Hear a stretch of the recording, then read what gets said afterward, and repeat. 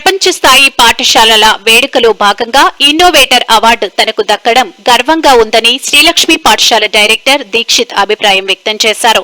ఈ అవార్డును British parliament వేదికగా నిలిచింది. ఇన్నోవేటర్ ఎడ్యుకేషన్ ఫ్రమ్ ఇండియా కేటగిరీలో తనకు ప్రదానం చేశారని అన్నారు. ప్రపంచవ్యాప్తంగా 20కి పైగా దేశాలు పాల్గొనగా 10,843 నామినేషన్లు జరిగాయని చెప్పారు. కేవలం 44 మాత్రమే అర్హత సాధించాయని వివరించారు. మన దేశానికి 8 లభించగా అందులో విద్యా విభాగంలో తనను ఈ అవార్డు వరించిందని దీక్షిత్ వెల్లడించారు.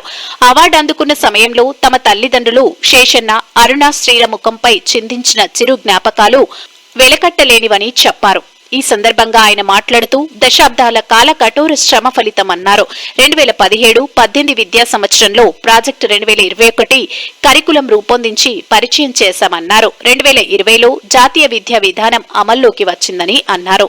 ఆ విధానాన్ని ముందుగానే ఎన్ఈపీలో 75% వరకు సీనియారిటీ ఉందన్నారు. విద్యా విధానాన్ని బట్టి విధానానికి స్వస్తి పలకాలన్న ఒకే ఒక సంకల్పంతోనే విద్యార్థులకు అర్థవంతమయ్యే రీతిలో కంటికి చూడగలిగినప్పుడే సాధ్యమవుతుందని చెప్పారు. పాఠ్యపుస్తకాల రూపకల్పన పూర్తి ప్రకృతిలో మనం ఎలా ఉండాలి, మనిషి మన చుట్టుపక్కల పరిసరాలు గమనిస్తూ రూపొందించినవే. ప్రపంచ స్థాయిలో ఇచ్చే ఇన్నోవేటర్ అవార్డు దేశం తరఫున మనకు వచ్చింది కాబట్టి ఈ అవార్డు ప్రాధాన్యత ఏమిటి, ఇది రావడానికి మీ కృషి చేసిన చెప్పాలి. ముందుగా ఈ అవార్డు వచ్చినందుకు నేను చాలా సంతోషంగా ఉన్నానండి. సో ఈ award world school summit 2025 Britain parliament house of lords వేదికగా జరిగింది. దాంట్లో innovator in education from India నాకు ఆ కేటగిరీలో అవార్డు ఇవ్వడం జరిగింది. ఇది ప్రపంచం మొత్తం మీద 20+ కంట్రీస్ పార్టిసిపేట్ చేసినాయి. 10,843 నామినేషన్లు ప్రపంచవ్యాప్తంగా ఫైల్ అయినాయి. దాంట్లో కేవలం 44 మాత్రమే సెలెక్ట్ చేసి ఇవ్వడం జరిగింది. ఆ 44లో 8 ఇండియాకి ఇవ్వడం జరిగింది. ఆ 8లో నేను ఒక్కడిని ఇండియా వైడ్ వచ్చిన దాంట్లో. So innovator in education from India ఈ అవార్డును బ్రిటిష్ పార్లమెంట్ సభ్యుడు లార్డ్ డానియల్ బ్రెనన్ గారు నాకు బహుకరించడం జరిగింది. దానికి నేను ఎంతో గర్విస్తున్నాను. ఎందుకంటే ఒకప్పుడు ఆ దేశం మనల్ని పరిపాలించింది, ఇప్పుడు మనం వాళ్ళ పార్లమెంట్కి పోయి అవార్డు తీసుకున్నాము. ఇది ఎంతో గర్వించదగ్గ విషయం. మీ అనుభవాలు ఏంటి? నా అనుభవాలు అంటే మనం అంటారు కదండి, బ్రిటిష్ వాళ్ళు ఇక్కడ నుంచి ఎంతో దోచుకుపోయినారని ఆడిపోతే కనిపిస్తుంది. అది మొదటి అనుభవం. వాళ్ళ పార్లమెంట్ అవన్నీ ఒకప్పుడు మీరు సినిమాలు కూడా చూసింటారు, dogs and Indians are not allowed అని చెప్పి. ఏది మన దేశంలోనే వాళ్ళు చూసే థియేటర్లలో. కానీ అట్లాంటిది మనం వాళ్ళ పార్లమెంట్లోకి అడుగు పెట్టినామంటే అది చాలా గొప్ప విషయం. సో ఈ ఇన్నోవేటర్ ఇన్ ఎడ్యుకేషన్ కేటగిరీ కూడా వాళ్ళు ఇంటర్వ్యూ ప్రాసెస్ ఉంటుందండి అంతా. ఇది ఎందుకు ఇచ్చారు ఏమి అనేది అంటే, నాకు ఇది ఏదో ఈ సంవత్సరము వచ్చే సంవత్సరం పోయిన సంవత్సరం ఉన్న కృషి కాదు. ఇది దాదాపు 2017 నుంచి నేను కృషి చేస్తుండేది. నేను ప్రాజెక్ట్ 21 అనే కరికులంని తయారు చేయడం జరిగింది. ఈ ప్రాజెక్ట్ 21 కరికులం ఎప్పుడు అంటే 2017-18 ప్రాంతంలో మేము ఇంట్రడ్యూస్ చేయడం జరిగింది. సో మనకు నేషనల్ ఎడ్యుకేషన్ పాలసీ 2020లో వచ్చింది. కానీ దీనికంటే ముందే మనం ఈ కరికులం ఎన్ఈపీలో దగ్గర సుమారు 70 నుంచి 75% వరకు సిమిలారిటీస్ ఉన్నాయి. సో మనం ఈ గవర్నమెంట్ పాలసీ రాకముందే మనం స్కూళ్ళలో ఇంట్రడ్యూస్ చేసి పిల్లలకి చదువు ఎలా చెప్పాలి. ఇప్పుడు అంతా ఏమవుతుందంటే క్వశ్చన్ ఆన్సర్ బట్టి కొట్టే సిస్టంలో వెళ్తుంది. అలా ఉండకూడదు. మనం ఏదైనా సరే మనం చదివి అర్థం చేసుకొని దాన్ని మనం కంటితో చూడగలగాలి. సో అలా చూడగలిగినప్పుడే మనం దాన్ని అర్థం చేసుకొని మనకు జీవితాంతం గుర్తుంటుంది. ఇప్పుడు దేనికైనా స్కూల్ ఫౌండేషన్ అండి. మన జీవితంలో దేనికైనా స్కూల్ ఫౌండేషన్. మనం ఇల్లు కట్టాలంటే పునాది గట్టిగా ఉండాలి. సో మన జీవితంలో పునాది అనేది స్కూల్. మనం దానికి ఎంత స్ట్రాంగ్గా చేసుకుంటే మనం దాని మీద ఎన్ని ఫ్లోర్స్ అయినా వేసుకుంటే వెళ్ళొచ్చు. సో అందుకని చెప్పి ఆ సిస్టమ్ డిజైన్ చేసి దాంట్లో సబ్జెక్ట్ని అర్థం చేసుకోవడం ఎట్లా, అసలు చదవడం ఎలాగా, లిజనింగ్ స్కిల్స్ అంటారు, ఎలా వినాలి, వినిన దాని ఇన్ఫర్మేషన్ మనం ఎలా స్టోర్ చేసుకోవాలి, ఆ స్టోర్ చేసుకున్న ఇన్ఫర్మేషన్ని మనం మళ్ళీ మన భాషలో ఎలా చెప్పాలి, దీనితో పాటు ప్రకృతితో మనం ఎలా ఉండాలి. ఇప్పుడు మన టెక్స్ట్ బుక్లన్నీ ఏమీ ఏదో పైనుంచి ఊడిపడలేదు. ప్రతి మానవుడు తన చుట్టుపక్కల ఉన్న పరిసరాలని గమనించి రాసిందేటివి అవన్నీ.